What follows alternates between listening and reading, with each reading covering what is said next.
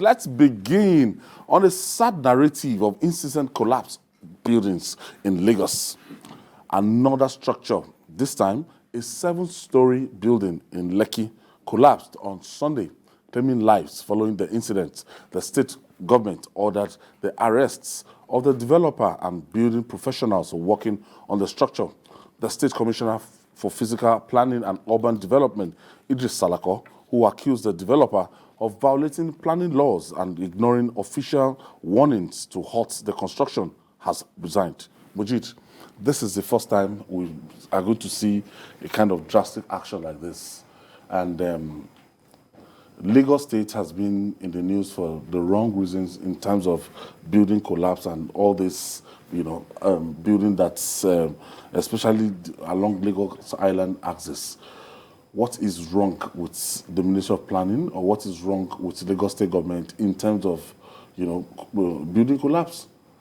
Why can't we bring this to an halt? Yeah, beyond the resignation of the commissioner, who I see as a scapegoat here now, I think the governor should beam his searchlight into the activities of officials of the ministry, the civil servants. Because for the commissioner who just resigned, quote and unquote, he's not a field officer here. Looking at that building, there was a no-stop work. I mean, there was a stop work order dated February this year. But work still continued. And from my investigations, I also discovered that that building was meant to be a 3-story. The approval was for 3-story. And how it became a 7-story building, some people must answer those questions. But then we'll say the buck stops on the commissioner's table. Now, the stop work order issued, pasted on that building, was not vacated, yet construction work was going on. I was looking at clips of NEMA and FEMA on how this thing happened. They said the normal protocols that you should observe for a building of that nature, most of those protocols are not there. They should have a signpost stating the name of the consultants and the contractors, engineering, structural, electrical, and so. I mean, on the signpost. Yeah, on the signpost, those things were not there. What we had there were just COVID stuff. They meant that you should adhere to COVID rules. Are we still in COVID era? So those are the issues. But now, to the resignation of the commissioner, I just believe that that is just an aside. But I think this is a good step, at least for once. A lot of them, we are still expecting reports, or rather actions, from the collapsed building. And now, if the commissioner, the former commissioner now is saying that you told them to stop work and they refused to do that, what action did you take before this incident happened? Beyond the resignation of this, the commissioner, Lagos State is known to be, when you go around Lagos Island, in Butemeta, a lot of structure that, their integrity needs to be questioned, all around Lagos. And in the last 5 years, we keep having this on and on and on. Well, it is unfortunate for 2 reasons. The governor himself is a professional in that particular sector. So he's supposed to be on top of stuff. And when these things do happen, you wonder whether there's anybody in charge in such a way to make things pay. I think the resignation of the commissioner will serve as a notice down the line that nobody is immune to punishments. Because if you do not take the buck that stops at your table, and then you pass it on to the next person, someone must pay.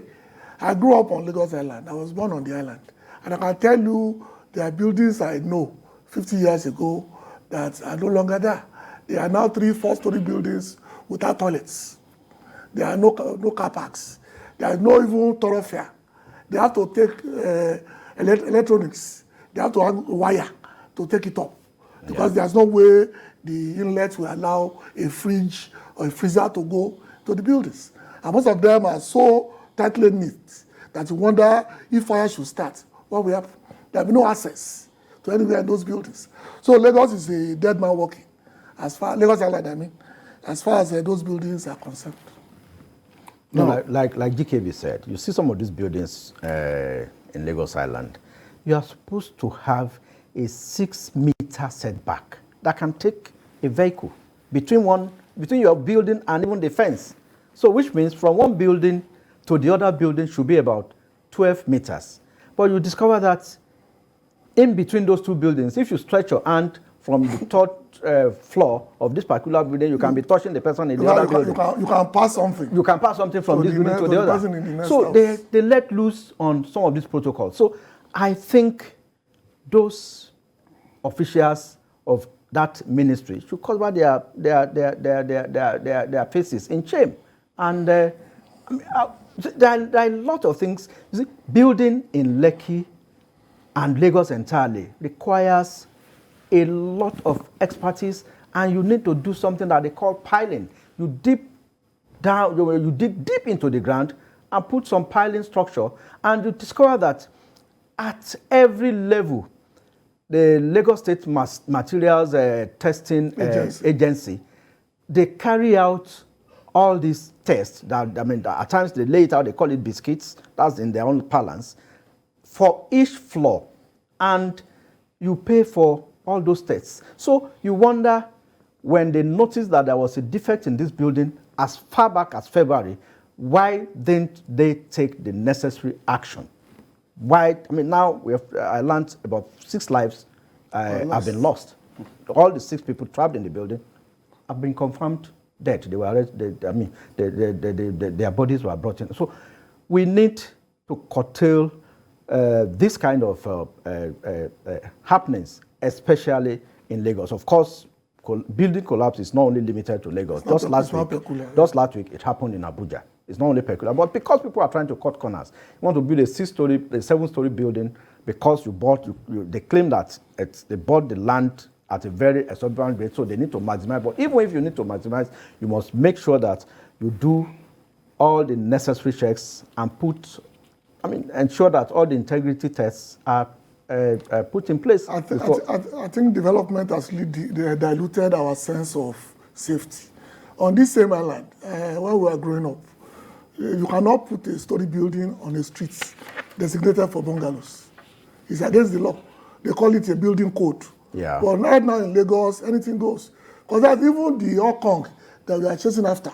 And you see all these buildings, they have rules in terms of space, in terms of where to go. I keep telling people, I say, look, Allen Avenue in Ikeja and its environs, we have buildings that are 6 stories, 7 stories without any underground car park.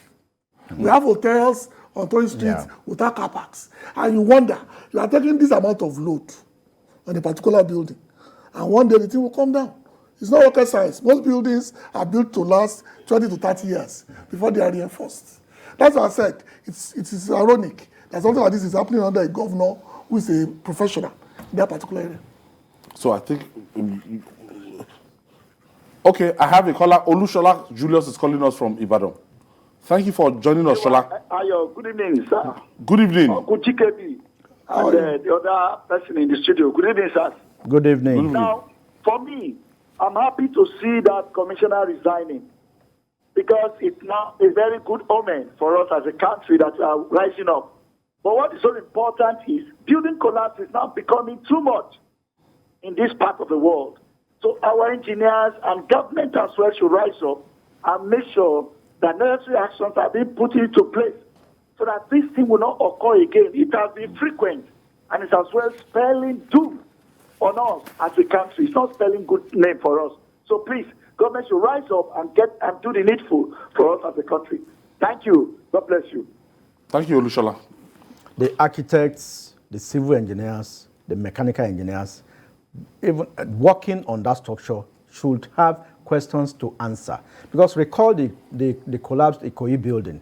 The structural engineer on site resigned his a contract with the owner when the owner was not listening to him. So nobody should be above the law. If the owner, in this case, of course, which has been declared wanted, I think it should be made to face the music. I mean, rather than claim the head of the commissioner as quote unquote. So I think people should be punished for things like this, for these laxities, especially when lives are involved. I mean, I'm happy that you said the governor is a surveyor. But you know, the governor can't be everywhere. That's why he has people who are supposed to be handling such ministries. I mean, it's a town planner, the commissioner there. I know. And since February, you had a stop work order on that building. It's still very visible there, even with this. So Lagos need to go back to what we were in the 60s. Somebody must pay dearly for this. No, I agree. The commissioner must resign because once you have 3, 4, 5 things happening under your watch, you are no longer in control of whatever. Because, like you said, if a work order was pasted in February and nothing was done, building was going on, and their governor and their commissioners in the state, it's either they're above the law or they think that nothing will happen. All right. Somebody will carry the can. Okay.